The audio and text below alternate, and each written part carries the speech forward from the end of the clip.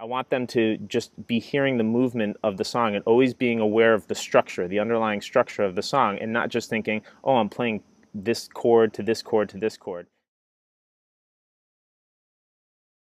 All right, so in this video, I'm going to share some of the ways in which I've been using the major stuff and things sheets that I created for my students. Someone was asking me how would I use that in a lesson? Is that something I would just have the students play through?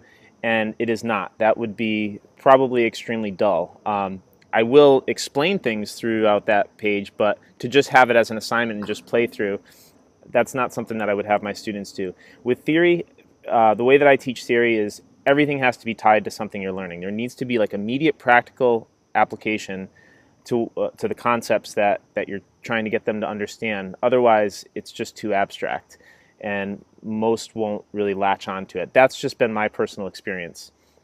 So if you play piano long enough, like, you learn everything. Like, everything eventually shows up. So I should say also that, like, my approach to teaching, like, I don't follow a strict curriculum. I don't even really have a method. Like, my method is that there kind of is no method. So it's very much interest-led learning. In many ways, it's kind of student-directed teaching, and that's my whole, like, philosophy is just like serving students what they need in their time of need. So, and when it's all tied to material that they're interested in, I really feel like I can allow my students to choose the songs they want to play without, like, getting to choose what they learn. And a lot of that has to do because I create my own materials, so I can write things the way that will benefit them. So here's one way. I'm going to give two examples of how I've used this. The first one here is I showed up at a lesson, and this girl had kind of a rough day, and so she had I said, what do you feel inspired to do right now? And so there was this song that she had recently been listening to. I'm not even sure who the artist is, but the name of the song was Carry You. And so I just pulled out my iPad. We figured out what key it was in, and I ran her through the scale, and then I ran her through the chords, and then I made sure she understood the 1, 4, and 5 are the major triads, the 2, 3, and 6 are the minor triads, and that's about as far as we went. From there, we listened to the song. I had her identify the bass notes. And then once she heard the bass notes, I had her look at the chord scale and say, well, let's start with the chords that are in the chord scale. Let's play it. Is that the right chord?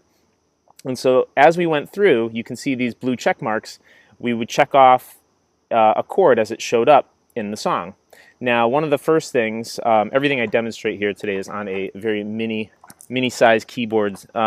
So the song that she did is, it started on a 1 chord, and then it went to a major 6, and then it went to a major 7. So what I tried to get her to hear was, you hear how that bass note's not changing? So the chord, she heard that it was a B flat chord to start, and I said, the movement there, I said, do you hear the movement? I said, it's still on a B flat chord. So I took her to page 2, and I said, the first 2 lines are like things you do to major chords. So I said, what do you think you hear there? And so she started playing around with it, and then she asked, is that a 6 chord? I said, yes, you have the 5 going up to the 6, and then she heard it going up to the 7. So we put checks on those chords so she could hear that. And then we worked through the song that way. And you can see in the upper right-hand corner here, I have V for verse, C for chorus, B for bridge. So we put the 1 chord and then in parentheses. Again, this is just scratching, very rough sketch of what the song is. But she has the verse, 1 chord in parentheses, 5, 6, 7. So she heard that moving inside. And then when we get to the chorus, 1, 3, 2, 5. And then the second round through it, what did it do? 1, 3, 2, 4. So there's just a change on that last chord. And then on the bridge, it goes 1, 4 chord with the repeat signs there.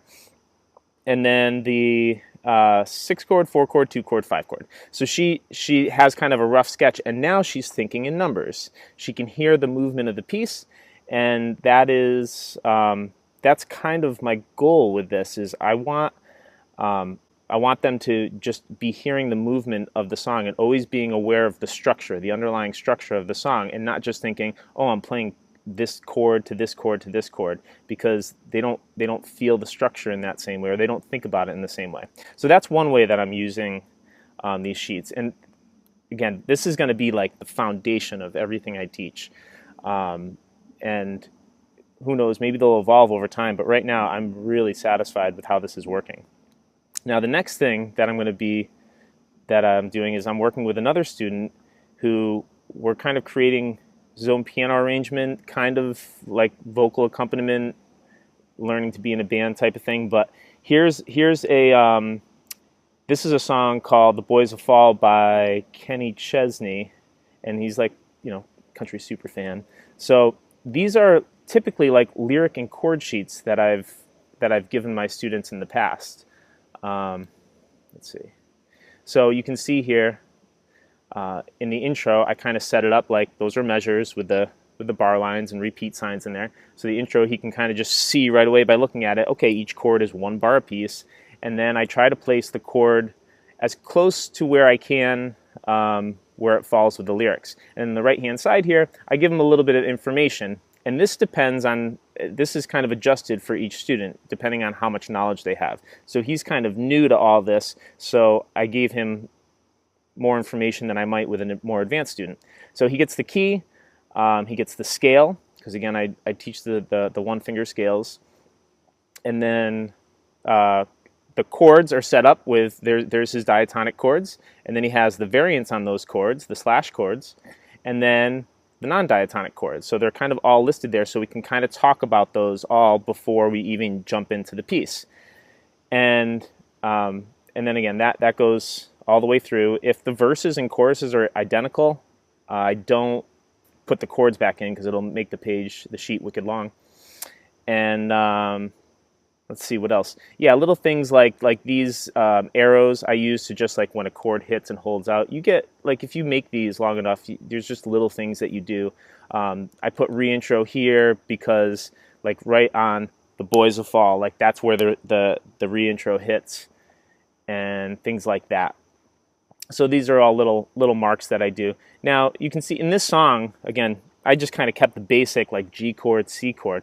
But when we go back later to the major stuff and things, he can look on page 2 and it's like, well, what can I do to make this major chord a little better? And then we will just write in the chart, okay, maybe G add 9, maybe C sus4.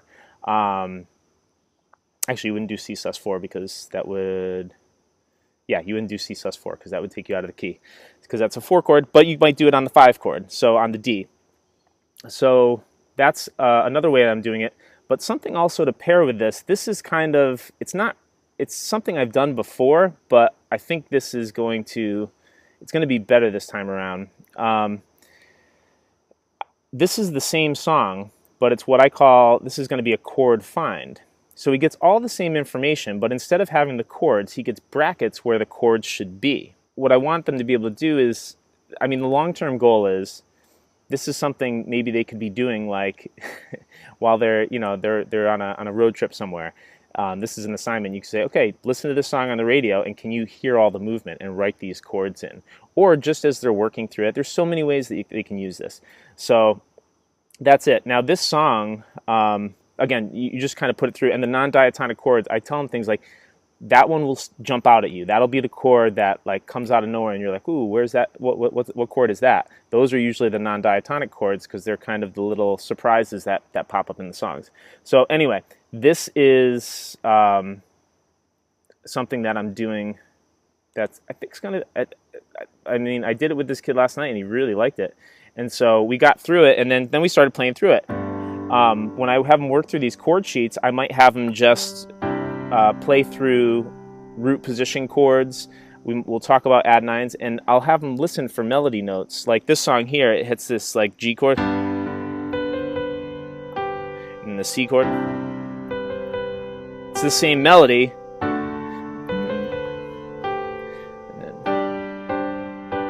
And then it has this little fall down. So I had him listen for that melody, and I said, look, it's all going to be in the key of G. So once he's working his scale through, I said, can you find those notes? Listen to it. Can you sing it back? Can you find the notes on the piano? And now let's work it into the arrangement.